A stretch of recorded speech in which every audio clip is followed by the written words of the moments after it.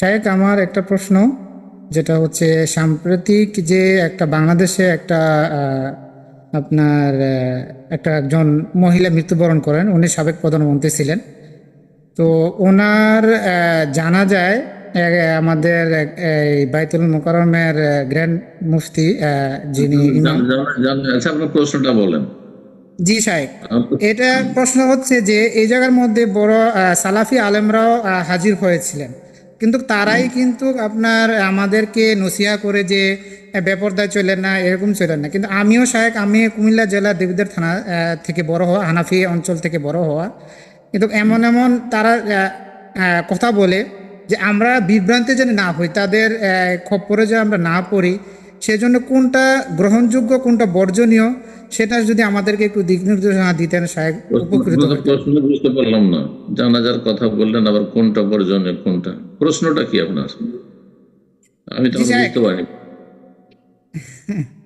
আচ্ছা বলতেছি আবার। কারণ তারা তো অনেক সময় এক এক সময় এক এক কথা বলে। ঠিক আছে সাহেব, কিরকম?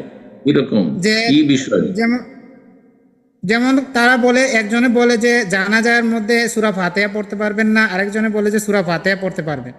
কিন্তু আমরা তো হানাফি একজন অঞ্চল থেকে। হানাফি, একজন আহলে হাদিস। জি সাহেব। হানাফিদের কাছে সূরা ফাতিহা নেই জানাজাতে।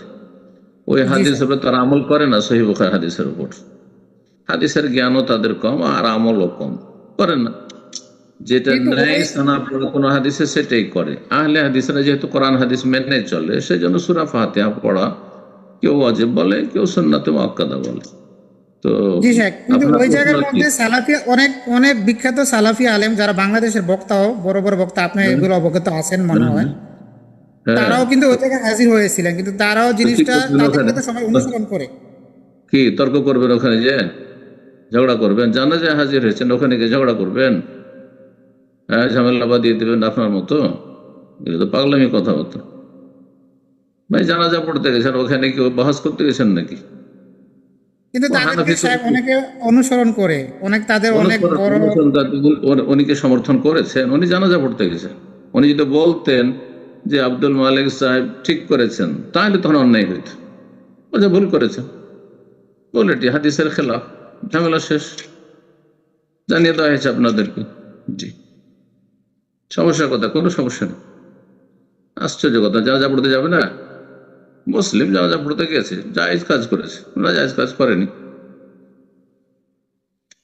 বারাকাল্লাহ ফিক।